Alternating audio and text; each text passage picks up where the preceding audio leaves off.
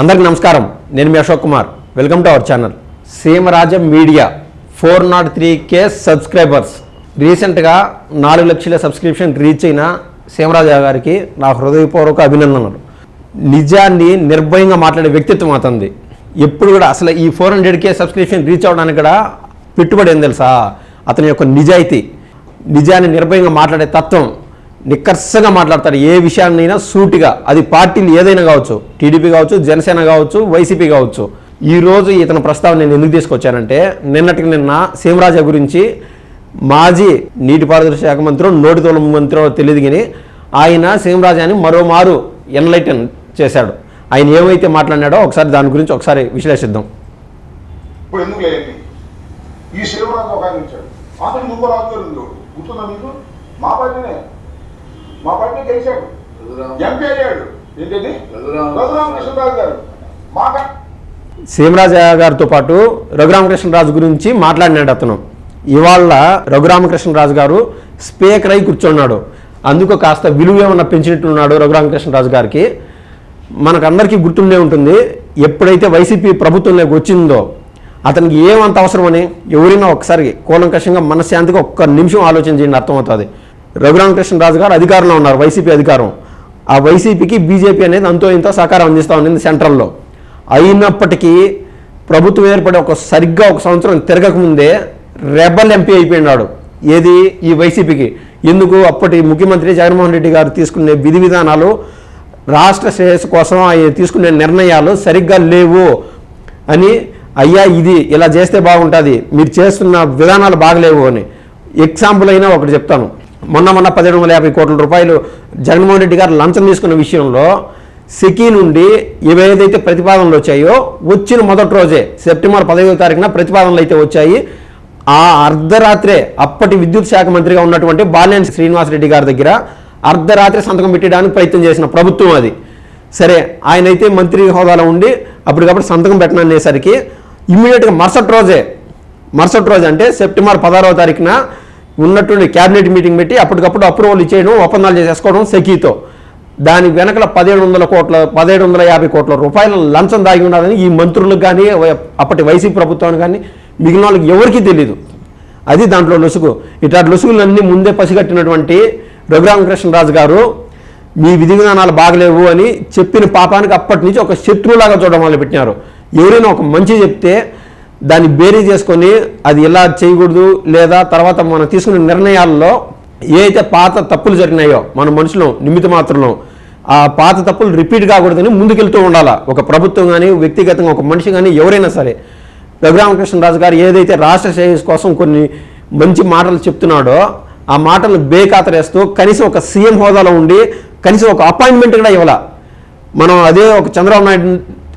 ఒక చంద్రబాబు నాయుడు గారి గురించి చూస్తే ఆయన ప్రతిపక్షంలో ఉండొచ్చు కాక, లేదా సీఎం హోదాలో ఉండొచ్చు కాక, ఎటువంటి వాళ్ళ దగ్గరైనా నిర్ణయాలు తీసుకునే దానికి అవసరమైతే ఒక కమిటీ వేసుకుంటాడు, లేదా పర్సనల్గా కూర్చొని పెట్టి అసలు మీ ప్రాబ్లం ఏంది అని అడిగి తెలుసుకుంటాడు. మాకు అసలే ఈగో ఎక్కువ. మేము ఏ ఎంపీలతోనూ ఎమ్మెల్యేలతోనూ అసలే కలవకపోగా ఎంపీలు ఎమ్మెల్యేలతోనే కలవడం, ఏదైనా కార్యకర్తలతో కలుస్తా ఉంటే ఎవరైనా ఎట్లా నమ్మగలుగుతారో అందరికి బాగా గుర్తుండే ఉంటుంది. సీఎం హోదాలో ఉండి ఆయన ఎన్నిసార్లు ఒక మీడియా సమావేశం పెట్టాడు, కనీసం ఎన్నిసార్లు ప్రజలు కలవడానికి సిద్ధపడినాడు ఒక ముఖ్యమంత్రిగా ఉండి. ఏదైతే తప్పులు జరుగుతున్నాయో ఎన్లైటన్ చేసిన పాపానికి రఘురామకృష్ణరాజు గారిని ఆ రోజు ఒక శత్రువుగా చూశారు.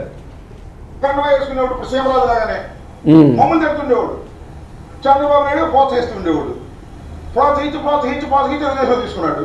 మమ్మల్ని తిట్టాడు. ఎన్ని తిట్టాడండి అయ్యా, ఎన్ని తిట్టాడు చెప్పండి. ఈయన సీమరాజు గురించి మాట్లాడుతున్నాడు. చంద్రబాబు నాయుడు గారంట ప్రోత్సహిస్తూ ఉండేవాళ్ళంట.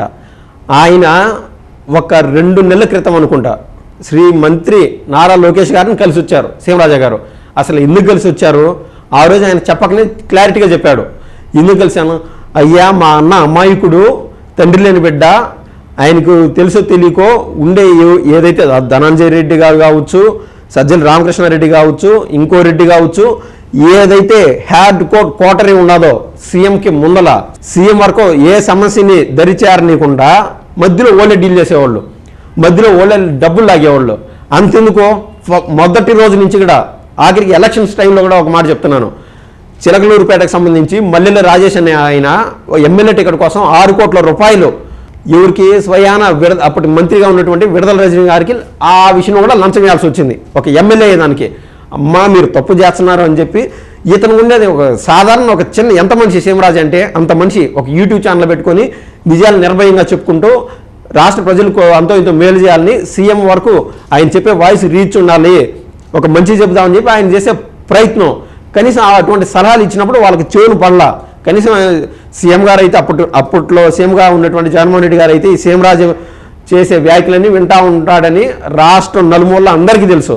కనీసం విన్న అతను కనీసం ఒక షోకాజ్ నోటీస్ కానీ లేదా ఒక విడుదల రజనీ గారిని కానీ మల్లి రాజేష్ గారిని కానీ పిలిచి కూర్చొని పెట్టి అసలు ఏంది సమస్య ఏంది అని చెప్పి కూర్చొని పెట్టి ఏమైనా అడిగినాడా? ఇటువంటి పార్టీ ఓడిపోవడానికి ముఖ్య కారణం. కానీ సీఎంరాజు చేసిన తప్పేంది? ఎప్పటికప్పుడు రాష్ట్ర ప్రభుత్వం చేస్తున్న చెడు నిర్ణయాలని వెలికి తీస్తూ సీఎం వరకు రీచ్ ఉండాలి, సీఎంకి తెలియజేయాలని నేను ఏదైతే హ్యాడ్ క్వార్టర్ చెప్పానో సజ్జల రామకృష్ణారెడ్డి కావచ్చు, ధనంజయ రెడ్డి కావచ్చు, ఇట్లాంటి వాళ్ళు ఏదైతే సీఎంరాజు లాంటి వాయిస్ని సీఎం గారికి దరిచారనీయకుండా ఆపుతున్నారో డైరెక్ట్గా సీఎం కనిపించి మెమరాండం ఇచ్చి సార్ ఈ విధంగా తప్పులు జరుగుతున్నాయి సార్ అని వీళ్ళ వల్లే కదా సీఎంరాజు ఈ మధ్య డైరెక్ట్గా ఓపెన్గా సీఎంకి రీచ్ అయ్యే విధంగా అందరికి పబ్లిక్ తెలిసే విధంగా చెప్పింది. దాంట్లో సీఎంరాజు చేసిన తప్పేంటి? అంతెందుకు మాజీ ధర్మవరం ఎమ్మెల్యే అయినటువంటి కేతిరెడ్డి వెంకటరామరెడ్డి కూడా ఏం చెప్పాడు? మేము సీఎంతో మాట్లాడడానికి మాకు అసలు యాక్సెస్ లేదురా నాయన, చాలా సమస్యలు ఉన్నాయి చెప్పుకుందామంటే ఈ హ్యాడ్ క్వార్టరీ సీఎంకి అడ్డుపడుతూ ఉన్నారు అని ఎన్నోసార్లు ఎమ్మెల్యేలు కూడా వాపోయారు. అందుకు సీఎంకి వీళ్ళు చేసే తప్పు నిర్ణయాలని సీఎం తెలియజేయాలని సీఎంరాజు అహర్నిశలు ప్రయత్నం చేశాడు. అది సీఎంరాజు తప్ప? ఇట్టటోళ్ళ వల్లే. ఇట్టటోళ్ళు ఏమంటున్నారు? అప్పుడు నీటిపారుదల శాఖ మంత్రిగా ఉన్నటువంటి అమ్మటి రాంబాబు గారు అయ్యా పోలవరం ఎప్పుడు కంప్లీట్ అవుతుంది అంటే దానికి సమాధానం ఉండదు. అసలు అంతెందుకు ఇతనికి క్యూసెక్కులకి లీటర్లకి కూడా తేడా తెలియని వ్యక్తిత్వం ఇట్టోడికి మళ్ళీ భారీ నీటిపారుదల శాఖ మంత్రి ఇచ్చాడు అప్పటి ముఖ్యమంత్రి. ఇవన్నీ తప్పులు జరుగుతున్నాయని సీఎంరాజు వెలికి తీయడమే ఆయన సీఎంరాజు చేసిన తప్పు. చూస్తున్నాం. జగన్మోహన్ రెడ్డి తిట్టాడే తిట్టినది ఏమన్నాడు తెలుసా మీకు? నేను జగన్మోహన్ రెడ్డి నా ఫ్రెండ్ రాజశేఖర రెడ్డి కుమారుడు, తప్పు రైటో తెలియక వాడు. ఏం తిట్టాడు సార్? ఏం తిట్టాడు ఆయన? మీరు ఒక్క వీడియో, ఒక 10 సెకండ్ల వీడియో క్లిప్ చూపండి, నేను మాట్లాడతాను. ఒక్క తిట్టు ఎవర్రా తిట్టింది? విగ్గురాజు అన్నారు. ఏది అంతెందుకు ఈయన చెప్పబోతాడు, ఈ కొద్దిసేపట్లో చెప్పబోతాడు. ఏ ఒక్క రూపాయికి ఆశపడినటువంటి త్రిపులార్ గారు, రఘురామకృష్ణరాజు గారు ఏ ఒక్క రూపాయికి ఆశపడినటువంటి అంత అవసరం లే. ఆయన సాక్షాత్తు ఒక రాజు, అనేకమైన బిజినెస్లు ఉన్నాయి, పార్టీ ప్రభుత్వంలో ఉన్నది, ఆడ బీజేపీ అండదండలు ఉన్నాయి. ఇంకా ఆయన ఏ ఒక్క రూపాయికి ఆశపడాల్సిన అంత అవసరమే ఉండదు. అట్టాడు వ్యక్తిత్వం గల రఘురామకృష్ణరాజు గారు ఏ ఒక్కరిని తిట్టే పని లేదు. అట్టాడు రఘురామకృష్ణరాజుని పట్టుకొని విగ్గురాజు అంటారు, ఏందో బొచ్చు గిచ్చు అంటారు. అట్టాడు ఆయన్ని జైల్లో వేసి చంపేదానికి ప్రయత్నం చేసి వికటారాసం పొందినారే. వీడియో కాల్లో తీసుకోండి, మరి వీడియో కాల్లో ఎంత దెబ్బలు కొడుతున్నారని. అంత పెద్ద మనిషి ఆల్రెడీ స్టంట్ వేసుకున్నాడు ఆయన హార్ట్కి. మరి ఇట్లాంటి హింసలు గురి చేసి మీడియా ముందుకు వచ్చి నీతులు వల్లబోస్తున్నారు ఇట్లను. ఈ సింబల్ బాగా చూడండి, అర్థమవుతుంది. ఎంత ఉంటుంది? ఒక నెల ఉంటుంది. తిరుమల పోయి కూడా ఇట్లా సింబల్, పార్టీ సింబల్ వేసుకోబోతారు. కనీసం ఒక ఇంగిత జ్ఞానం కూడా లేనటువంటి ఇటువంటి వ్యక్తులు వీళ్ళు మళ్ళీ నీతులు చెప్తున్నారు మీడియా ముందుకు వచ్చి. స్పీకర్ ముందు తిట్టాను, ఆయన ఒప్పుకున్నాడుగా. ఆయన స్పీకర్ చేశాడు ఆ రాజుగారు. వాళ్ళు ఈయనెవరు ఇంకో రాజుగారు వచ్చాడు. ఆ రాజుగారు పేమెంట్ తీసుకునే మనిషి కాదు. కాస్త చంద్రబాబు నాయుడు వల్ల పడి జగన్మోహన్ రెడ్డి గారికి ఇచ్చాడు మా కండ వేసుకుని. చంద్రబాబు నాయుడు గారు వల్ల పడాల్సినంత అవసరం ఉండదండి. రఘురామకృష్ణరాజు గారు టీడీపీ నుండి వైసీపీకి పోయి దాదాపు 1 సంవత్సరం కాలం జరగల. కరెక్ట్గా ఎలక్షన్స్ ముందు పోయినాడు వైసీపీకి. అక్కడ గెలిచాడు. గెలిచిన తర్వాత చంద్రబాబు నాయుడు వల్ల మళ్ళీ పడే అంత అవసరమే ఉండదు. ఒక ఎంపీ హోదాలో ఉండి అక్కడ బీజేపీ యాక్సెస్ అంత బలమైన స్థాయిలో ఉండి కూడా ఇట్లాంటి జొల్లు మాటలు మాట్లాడుతూ ఉన్నాడు ఇతను. కొత్తగా ఒక సీమరాజు గారు ఆయన వచ్చాడు. ఆయన క్యాష్ మొత్తం లోకేష్ చెప్తున్నాడు, ఇష్టం చెప్తున్నాడు. దానికి సెన్సార్ లేదు. ఆర్జీవన్ అయితే లోపలేస్తారు, సీమరాజు అయితే నెత్తిని పెట్టి పొగుడుతారు. ఒక నిమిషం, ఇతను ఏదైతే మాట్లాడినాడో దానికి సీమరాజా గారు సరైన రీతిలో సమాధానం చెప్పాడు. ఆ సమాధానం ఒకసారి చూసి మళ్ళీ ఈ వీడియోని విశ్లేషిద్దాం. సీమరాజా గారు ఏదైతే ఛాలెంజ్ చేశారో అది ఒకసారి చూద్దాం.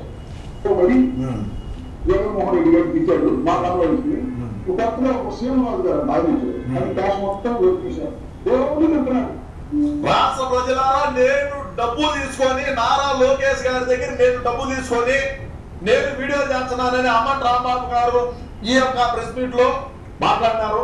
నేను అమ్మటి రాంబాబు గారికి ఏం చెప్తానంటే, సూటి ప్రశ్న, శుద్ధి లేకుండా నేనేం చెప్తానంటే, నేను నారా లోకేష్ గారి దగ్గర డబ్బు తీసుకున్నట్టు కదా నువ్వు నిరూపిస్తే నేను నీకు మీదట నేను మాట్లాడడం మన వైసీపీ పార్టీకి రాజీనామా చేస్తానని ఈ సందర్భంగా తెలియజేస్తాను. సూపర్. దీనికి నువ్వు కట్టుబడి ఉంటే ఈ సూపర్ ఓపెన్ ఛాలెంజ్. నేను ఏం కోరుకుంటున్నానంటే, నారా లోకేష్ గారి దగ్గర ఏదో ఒకటి, ఏది ఐ మీన్ ఆన్లైన్ బిల్స్ కాదు, ఏదన్నా ఒక రసీదు పైన ఈ వైసీపీ వాళ్ళు ఫేక్గా కన్నా సృష్టిస్తే ఫస్ట్ నేను హ్యాపీ. ఎందుకంటే ఈయన పడే పాటలు, ఈయన పడే కష్టం నరమానవుడికి ఎవరికి రాకూడదు. వైసీపీని, నిద్రపోయే వైసీపీని కనీసం ఇంకా 20-30 ఏళ్ళకైనా మళ్ళీ అధికారంలోకి తీసుకురావాలని చెప్పి ఈయన అహర్నిశలు ప్రయత్నం చేస్తున్నాడు. సార్ మీకు అంత టెన్షన్ వద్దు సీఎంరాజా గారు, దయచేసి మీరే కుదిరితే ఒక పేపర్ పైన లోకేష్ గారి దగ్గర డబ్బులు తీసుకున్నట్టు ఏదైనా సరే ఆ పేపరు మీడియా ముఖంగా అటు వారేసేయండి. నా మాటిని వద్దు, మీకు ఈ టెన్షన్ వద్దు, అది పడుకుండే పార్టీ అది లేదు ఇంకా. సరే, ఇంకా ఆయన ఏమైతే ఛాలెంజ్ విసిరినాడో ఒకసారి చూద్దాం. ప్రశ్న శుద్ధి లేకుండా నేనేం చెప్తానంటే, కుటుంబం మీద ఉన్నటువంటి అభిమానంతోనే నేను జగనన్న చేసిన తప్పులు, మీరు చేసినటువంటి తప్పులు, మనం గతంలో ఇచ్చిన హామీలు, మనం ఏమి చేస్తామని చెప్పినాము, ఏమి చేయలేకపోయినామో, ఎందుకు మనకి గతి పట్టిందని చెప్పి నేను పలుమార్లు చెప్పుకుంటా ఉంటే, నేను మొత్తం మీద ఆయన చెప్తాను ఏంటంటే, సీఎంరాజా గారే కన్నా నారా లోకేష్ గారి దగ్గర కన్నా డబ్బులు తీసుకున్నట్లుగా మీరు రుజువు చేస్తే నేను వైసీపీ పార్టీకి రాజీనామా చేస్తాను, యూట్యూబ్లోనే ఉండను. అదే కన్నా నిరూపించలేని పక్షంలో ఇద్దో ఏదైతే ఇబ్బందులు వేసుకున్నాడో, వైసీపీ పార్టీ సింబల్ వేసుకున్నాడో అది తీసేసి మీరు రాజకీయాలకు స్వస్తి చెప్పి గమ్మని ఇంట్లో కూర్చోమని ఈయన ఓపెన్ ఛాలెంజ్ అయితే విసిరినాడు. దానికి ఈయన ఏ విధంగా సమాధానం చెప్తాడో తర్వాత కాలంలో మనం అయితే చూద్దాం. పోయే కాలం వచ్చిందే, ఇది నాకు అర్థం కదా. ఇవాళతో అయిపోతాయి రాజకీయాలు, నేను మనం చేస్తున్నా. ఇవాళతో ప్రభుత్వాలు శాశ్వతంగా ఉంటాయని మనం చేస్తున్నా. చట్ట ప్రకారం వెళ్ళకపోతే ఎవరైనా మూల్యం చెల్లించవలసిందేననే విషయాన్ని నేను ఇతని అమ్మటి రాంబాబు గారిని సూటి ప్రశ్న అడుగుతున్నా. ఈ మధ్య అంతా వైసీపీ సోషల్ మీడియా సైకోల్ని అరెస్ట్ చేసినందుకు గగ్గోలు పెట్టారు కదా, అదే టీడీపీ వాళ్ళని ఎవరినైనా అరెస్ట్ చేసినారా అని ఒక నీతులు వల్లబోసారు. వీళ్ళకి నేను క్లియర్ కట్గా, చంద్రబాబు నాయుడు గారు ఎవరైనా తప్పు చేస్తే ఉపేక్షించేదే ఉండదు. ఇప్పుడున్నటువంటి ముఖ్యమంత్రి ఆ స్టామినా ఎక్కడ ఎవరికి భయపడ్డు, సొంత పార్టీ అయినా సరే, ఇంకొకటి జనసేన అయినా సరే, వైసీపీ అయినా సరే అందరికీ సమన్యాయం చేస్తాడు అనే దానికి నేను రుజువు ఒకటి చూపిస్తా. మా ప్యాకేజీలతో బతుకుతున్నటువంటి పెత్తందారు ఛానల్ అందరికీ, వీడి పేరు మాన్విత్ కృష్ణారెడ్డి. వీడిని రీసెంట్గా 10 రోజులు దీన్ని అరెస్ట్ చేసేసి బొక్కలో వేసిండారు. మనం క్లియర్గా మనం చూడవచ్చు. సాక్షాత్తు టీడీపీ నారా చంద్రబాబు నాయుడు గారు ఎవరిని ఉపేక్షించుకుంటా వీడు చేసిన అడ్డగోలు మాటలకి, అప్పుడున్నటువంటి వైసీపీతో పడిన లాలూచీకి, ఏది అవినీతి పరంగా, అదేవిధంగా టీడీపీలో ఉండి కూడా సైకో మాటలు మాట్లాడినాడు. అప్పుడు టీడీపీ అయితే అధికారంలో లేదు, ఇప్పుడు టీడీపీ అధికారంలోకి వచ్చింది, ఈ నెత్తి బొక్కలో వేసేసినారు ఆల్రెడీ. ఇప్పుడు చెప్పండి, సాక్షులు అదే వేయచ్చు కదా, మాన్విత్ కృష్ణారెడ్డిని అరెస్ట్ చేశారు వైసీపీ కార్యకర్త అని మీరు వేయచ్చు కదా, లేదా వైసీపీ కార్యకర్త కాదు టీడీపీ కార్యకర్తని అరెస్ట్ చేశారని మీరు చెప్పగలరా? సాక్షికి డైరెక్ట్ ఛాలెంజ్ ఇది చంద్రబాబు నాయుడు గారి పరిపాలన. అంత మహోన్నతంగా సొంత పార్టీని ఉపేక్షించకుండా ముందుకెళ్తున్నాడు. ఇది వాళ్ళ ముఖ్యమైన అంశం. మరో విషయంతో మరోసారి మీ ముందుకు వస్తాను. నమస్కారం.